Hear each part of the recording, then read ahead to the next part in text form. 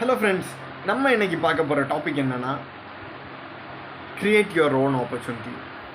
So நம்ம நினைக்கலாம், ஏன் நம்மளுக்கு இந்த உலகம் நம்மளுக்கு இந்த வாய்ப்புகளை நம்மளுக்கு கொடுக்கல, நம்மளுக்கு பிடிச்ச ஒரு விஷயத்த அதுவாக ஏன் நம்மளுக்கு கொடுக்கல அப்படின்னு யோசிச்சுட்ருக்கலாம்.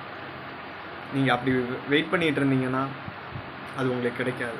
ஏன்னா இந்த உலகம் உங்களுக்கு 10% வாய்ப்புகளை தான் அதுவாக கொடுக்கும். மிச்சம் 90% நம்மளாக உருவாக்கிக்கிற வாய்ப்புகள் தான். ஸோ நீங்களே உங்களுக்கு பிடிச்ச ஒரு விஷயத்துக்கான அதை செய்கிறதுக்குள்ள வாய்ப்பை நீங்களே உருவாக்கிக்கோங்க. அண்ட் ரெண்டாவது, அந்த வாய்ப்பு நம்ம முன்னால் வரும்போது அதை கரெக்ட் டைமில் பிடிச்சிக்கோங்க. ஏன்னா இப்போ நம்மளுக்கு அந்த வாய்ப்பு நம்ம கண்ணு முன்னால் வரும், பட் அந்த டைம் நம்ம யோசிச்சுட்ருப்போம், லைக் நம்ம இப்போ அதுக்கு ரெடியாக இருக்கோமா, இல்லை நம்மளால் அதை செஞ்சு முடிக்க முடியுமா, இல்லை மற்றவங்க என்ன நினைப்பாங்களோ அப்படின்னு யோசிச்சுட்ருப்போம்.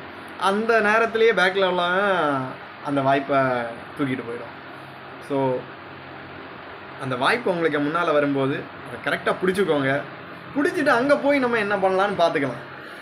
அண்ட் மூணாவது, பி ப்ரிப்பேர்டு. இதுதான் ரொம்ப முக்கியம். வாய்ப்பு நம்மளுக்கு முன்னால் வந்தாலும் அதுக்காக ரெடியாக இருக்கோமா? இது என் ஃப்ரெண்டு என் காலேஜில் நான் ஃபஸ்ட் இயர் இருக்கும்போது சொன்னது என்னென்னா, லைக் அவன் சூப்பராக போயம்ஸ் எழுதுவான். ஸோ அப்போ நான் கேட்டேன், ஆசை என்ன, உனக்கு என்ன ஆகணும் அப்படின்னு. அப்போ அவன் சொன்னான், ஒரு பெரிய ஸ்டேஜில் நான் பெரிய போயட் ஆகணும் அப்படின்னு சொன்னேன். அப்போ நான் சொன்னேன், அப்போ மச்சான் இப்போவே நீ ப்ராக்டிஸ் பண்ணு, ஒரு நாள் பெரிய போயட் அப்படின்னு. அதுக்கெல்லாம் எதுக்கிடா மச்சான் ப்ராக்டிஸ் பண்ணிட்டு, நானாகவே தானாக ஆகிடுவேன்டா, ஒரு நாள் ஸ்டேஜுக்கு முன்னால் வந்தானா எல்லாம் தானாக வந்துடும்டா அப்படின்னு சொன்னேன். இப்போ நம்ம சரி அப்படியே அவன் சக்ஸஸாக வந்துட்டான்னே வச்சுக்கோங்க. இப்போ நம்ம அப்படி ஆக மாட்டோம், லக்கில் ஆகிட்டோன்னு வச்சுக்கோங்க. அதுக்கு பிறகு மக்கள் நம்மக்கிட்ட வந்து நிறைய எதிர்பார்ப்பாங்க. ஆனால் அந்த டைம் நம்மளால் ஒரு நல்ல இதை டெலிவர் பண்ண நம்மளால் முடியாது.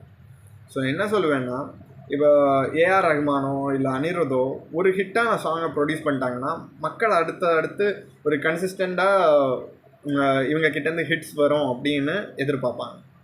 பட் அதை ப்ரொடியூஸ் பண்ண முடியலைன்னா அதுக்கு அடுத்த வாய்ப்பு நம்மளுக்கு கொடுக்க படாது. ஸோ நம்ம அதுக்காக ரெடியாக இருந்தால் மட்டும்தான் அடுத்தடுத்து கன்சிஸ்டண்ட்டாக நம்மளால் கொடுக்க முடியும். அண்ட் இப்போ நம்மளுக்கு வாழ்க்கை லக்கில் ஒரு கோடி அடிச்சிடுச்சு, உடனே நம்ம ஒரு பெரிய எக்ஸ்பென்சிவான வீடு வாங்குகிறோம், ஒரு பெரிய எக்ஸ்பென்சிவான கார் வாங்குகிறோம்னா அடுத்து அதை மெயின்டைன் பண்ணுறதுக்கு உள்ள காசு கூட நம்மளால் உருவாக்க முடியாது. அதே நேரத்தில் நம்ம கஷ்டப்பட்டு ஒரு கோடி ஏர்ன் பண்ணுறோன்னு வைங்க. இப்போ நம்ம வீடே வாங்கினாலோ இல்லை கார் வாங்கினா கூட அடுத்த ஒரு கோடி நம்மளால் உருவாக்க முடியும். ஸோ அதுதான், உங்களுக்கு பிடிச்ச வாய்ப்புகளை உருவாக்கிக்கோங்க, கரெக்ட் டைமில் அதை பிடிச்சிக்கோங்க. மூணாவது, அதுக்காக ரெடியாக இருங்க. கண்டிப்பாக வாழ்க்கையில் நீங்கள் பெரிய இடத்துல இருப்பீங்க, இதில் எந்த சந்தேகமும் இல்லை. So wish you all the best. Thank you, love you all, have a great day.